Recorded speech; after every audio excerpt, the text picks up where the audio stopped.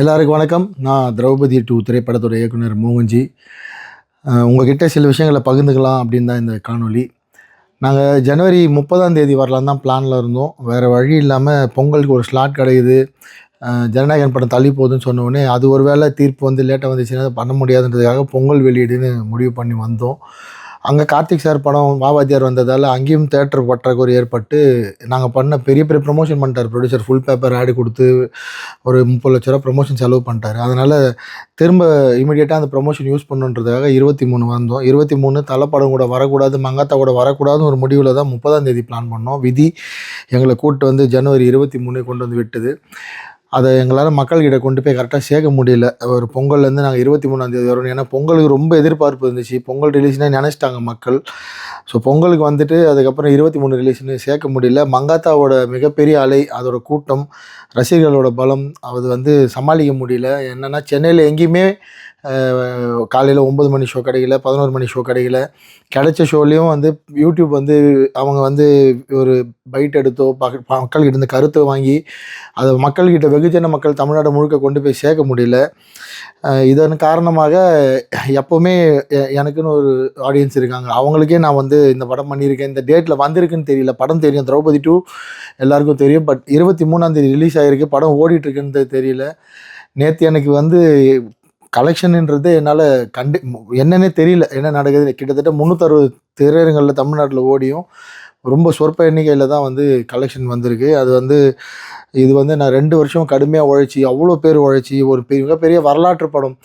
இந்த படம் வந்து இந்த மாதிரியான ஒரு சூழலுக்கு போக வேண்டிய தகுதி உள்ள படமே இல்லை. இது மற்ற டைரக்டரோ மற்ற ப்ரொடியூசரோ வந்து இதை வந்து தாண்டி போயிடுவாங்க. பட் என்ன மாதிரி எந்த பின்புலமே இல்லாமல் சினிமாவில் ஒருத்தர் கூட எனக்காக ஒரு ட்வீட்டு, இந்த படம் நல்லா இருக்குது, இந்த படம் பாருங்கன்னு சப்போர்ட் பண்ணி ஒரு டைரக்டரோ ஒரு ப்ரொடியூசரோ ஒரு நடிகரோ கூட பக்கத்தில் நின்று அந்த மாதிரி ஆளே இல்லாமல் நான் தனியாக போராடி வந்திருக்கேன். உங்களை மட்டுமே நம்பி, மக்களை மட்டுமே நம்பி திரும்ப உங்ககிட்ட தான் வந்து நிற்கிறேன்.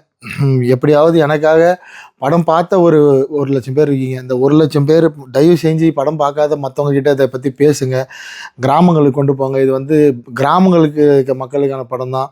மக்களுக்கு இப்படி ஒரு படம் வந்திருக்குன்னு தெரிஞ்சால் நிச்சயமாக வந்து பார்ப்பாங்க. அட்லீஸ்ட் திருவண்ணாமலை, செஞ்சி, விழுப்புரம், கள்ளக்குறிச்சி, உளுந்தூர்பேட்டை, கடலூர், சிதம்பரம், பாண்டிச்சேரி, அரியலூர், ஜெயங்கொண்டம், இங்கே இருக்கிற மக்களாவது இந்த சேலம், ஆத்தூர், தருமபுரி, கிருஷ்ணகிரி, ஓசூர், இது எல்லாமே வேலூர், ராமணிப்பேட்டை, இதெல்லாம் எப்போவுமே எனக்கு வந்து படம் ஓடுற ஏரியா. ரொம்ப கலெக்ஷன் அதிகமாக இருக்கும். சென்னை எப்போவுமே கொஞ்சம் டல்லாக தான் இருக்குது. ஆனால் இந்த ஏரியாலே இந்த படம் வெளியே வந்திருக்குன்னு மக்களுக்கு தெரியாதது என்னால் என்ன பண்ணுறதுன்னு தெரியல. அதனால் இதான் கடைசி வீடியோவாக இருக்கும்.